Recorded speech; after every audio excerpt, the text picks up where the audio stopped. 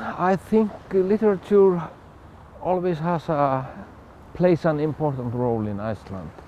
It's a very old tradition, and we look at us as storytellers, and we can say literature is, or the art of storytelling is maybe the only big thing we have from the past, you know, from the tradition. So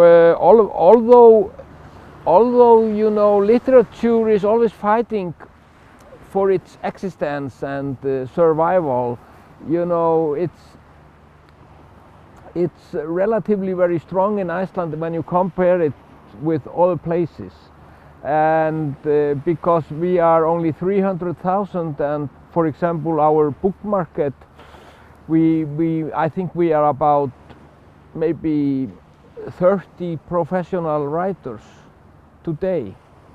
So something must be going on, and this is always, and some people say that the art of storytelling, the way how you explain your life with a story, is very closely connected with the Icelandic culture. That, you know, we are more storytellers than philosophers. Iceland is maybe more normal now after the crisis than before the crisis. I think it was really abnormal before the crisis with this economic surrealism that existed, and this neoliberal bubble system. But I think in periods where something big happens, like the crash in Iceland, you know, you really need something. You really need a good story or some good explanation for your life. And that's where, from my point of view, where there is a great challenge for writers to enter the scene. Also because the explanations they have given us, the economics, the politicians, etc., they are using their methods to interpret the reality.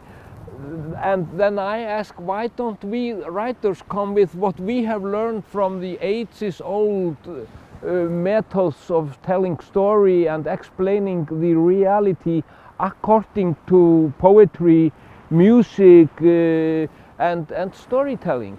So when I entered the scene and began to write about the situation with this knowledge, literary knowledge that I have gained through my experience, many people came to me and said, you are writing exactly what I am thinking. So, and this is in a way, you know, they gave me in this way, you know, although I didn't ask for it, you know, this old role of the writer, so to say, you know.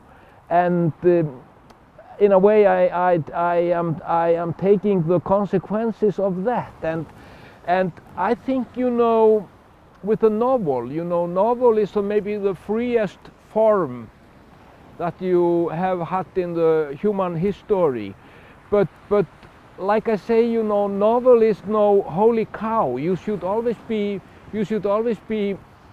taking the territories of the novel not too seriously, and like we have know from the modern literature, like you know, from books like Berlin Alexanderplatz, and like, you know, from books like Tindrum from Germany, for example, you know, where like in Berlin Alexanderplatz, certainly you have economical statistic, and you have the situation on the stock market, and where he is, and something from the newspaper. So that was really, you know, and I think these the novels, you know, that were written during the last crisis, and in the 20s and the 30s, like the novels of the American social writers like Sinclair Lewis, John Steinbeck, especially Sinclair Lewis. I think he's very interesting today, and also writers like Halldór Laxness.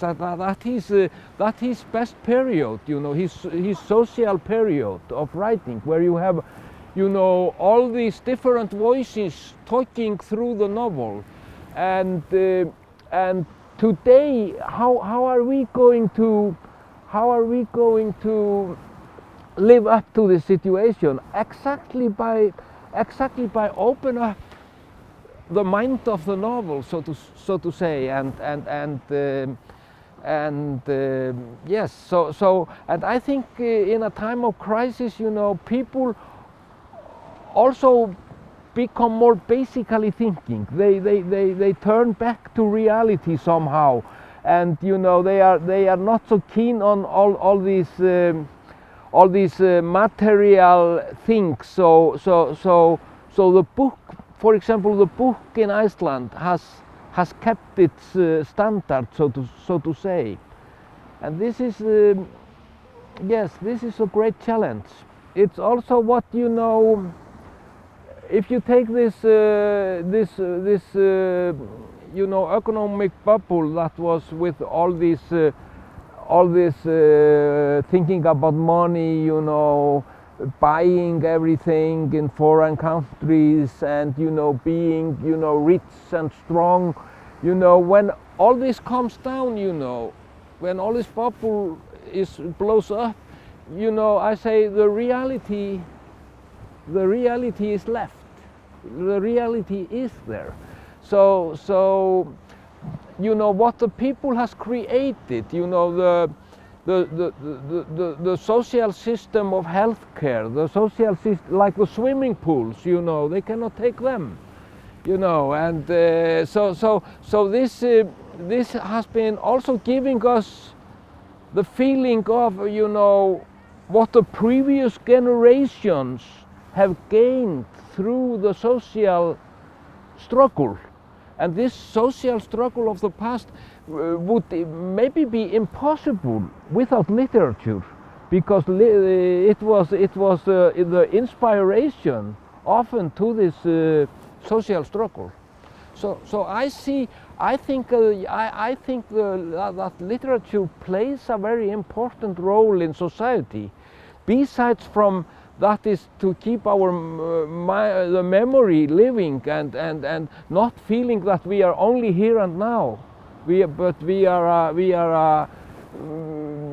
a long history behind us, and the memory, and our memory is in the literature. It is so interesting, you see, today, because we are living in this, what T.S. Eliot called, all times are eternally present. It is so interesting to come to find the similarities between periods, and this gives, you know, like when that is what I do in one of my essay books, Bank Street Number 0. There is a chapter called Revolutionary Volcanoes, and this is about the volcanic eruption in 1783, when the dark clouds went over Europe, and the harvest went down with the farmers in France, and they took to Paris and made the French Revolution. So there's a connection between the Icelandic volcanoes and the French Revolution, like that you had, and you had in the financial crisis, you had suddenly Eyjafjallajökull eruption, and it stopped the traffic of aeroplanes, and the world went mad, and the English said, first they take our money, and then they send S over us, and the comedian John Cleese, he told the world that Icelanders can neither rule banks nor volcanoes. But John Cleese, he forgot he was the face of the main corrupt bank in Iceland, and making advertising, is foreign. So when you begin telling stories like that, and with real persons in novel, you know the whole world is somehow open just to tell the stories. It's like I compare it with a situation in one story of Gabriel Garcia Marquez called The Funeral of Big Mama, Big Mama's funeral. When the carnival is over and everything is in ruin, you know, you have to begin to tell the story, what happened during the carnival. So you have to take the kitchen chair and sit down and say, here's the story. Yes. Today, writers are, it's very difficult to talk about them as a homogeneous group, you know. There are the differences among writers are almost the same as in the whole society, you know. So it's very difficult to imagine one writer speaking in the name of all other writers. But I think these times we are experiencing now, they are very creative and fruitful for the environment of writing, and they are challenging you all the time. You know, although we don't have the answer, we keep searching for it, keep searching. And this is what the writing has always been doing, searching for an answer. And that's why I believe in the question mark. I believe in the question mark.